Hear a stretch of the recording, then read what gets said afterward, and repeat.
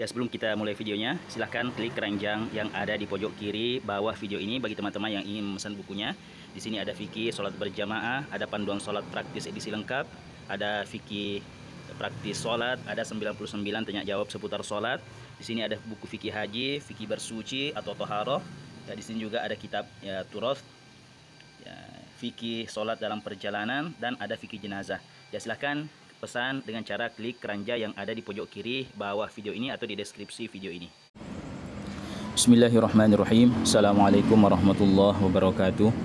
Alhamdulillah wassalatu wassalamu ala Rasulillah Sayyidina Muhammadin wa ala alihi wa ashabihi wa man tabi'ahum bi ihsanin ila yaumiddin, amma ba'd.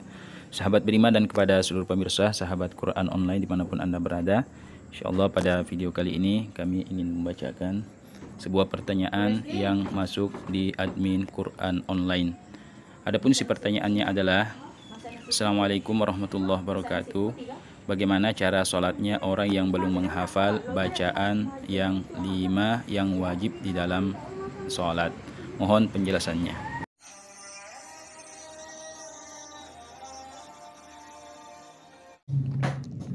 Waalaikumsalam warahmatullahi wabarakatuh.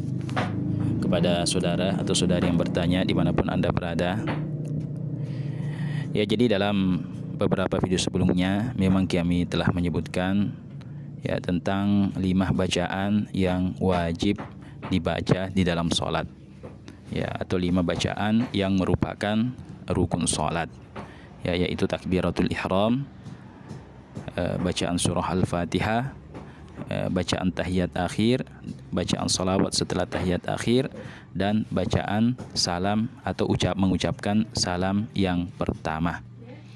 Ya, apabila seseorang mendirikan sholat ya, dan tidak membaca yang 5 ini, maka sholatnya tidak sah. Ya, ini bagi siapa? Bagi orang yang bisa. Ya, dia bisa membaca yang 5 itu tapi dia tidak membacanya, ya, maka sholatnya tidak sah. Ya, kemudian bacaan yang 5 tadi itu tidak harus dihafal.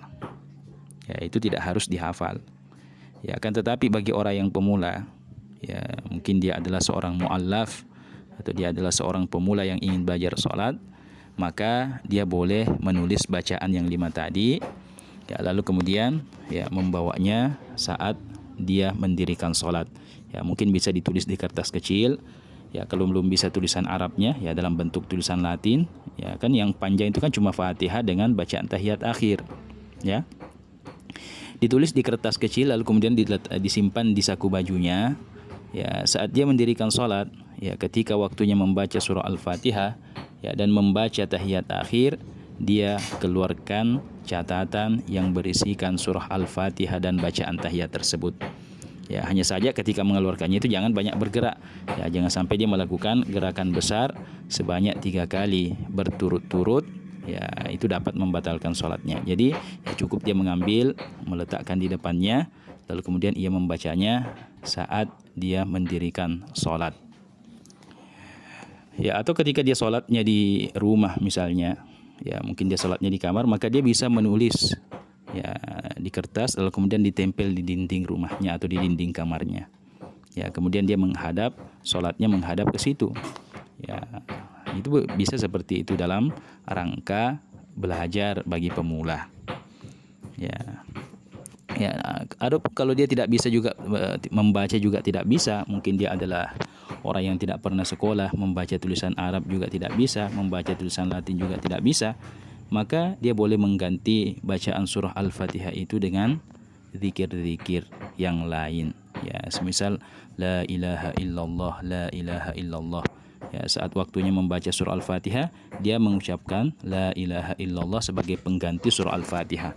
Ya, lamanya selama durasi bacaan surah Al-Fatihah. Ya, kalau misalnya seseorang itu ketika membaca surah Al-Fatihah durasinya 30 detik, maka dia mengulang-ulang surah Al-Fatihah saat berdiri selama 30 detik juga. Ya, begitupun nanti saat waktunya membaca tahiyat akhir dan sholawat, ya dia menggantinya juga dengan zikir-zikir yang lain karena dia tidak bisa membaca juga. Ya, dia menggantinya dengan la ilaha illallah, la ilaha illallah. Ya, selama durasi seseorang membaca bacaan tahiyat akhir dan sholawat. Ya, kalau dia juga tidak bisa, mungkin dia tidak menghafal zikir-zikir yang lain juga. Ya, mungkin dia adalah betul-betul pemula atau betul-betul dia adalah seorang mu'allaf.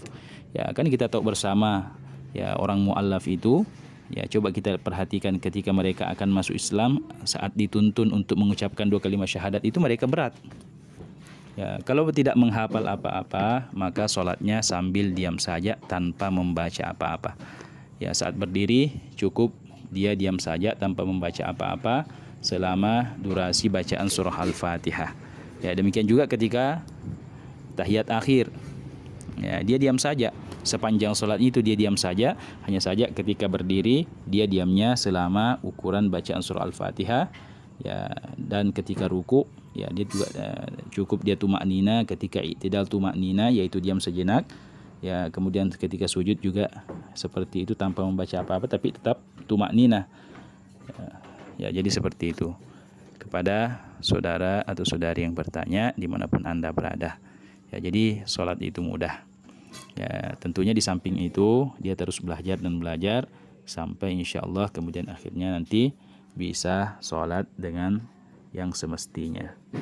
Semoga bermanfaat. Assalamualaikum warahmatullahi wabarakatuh.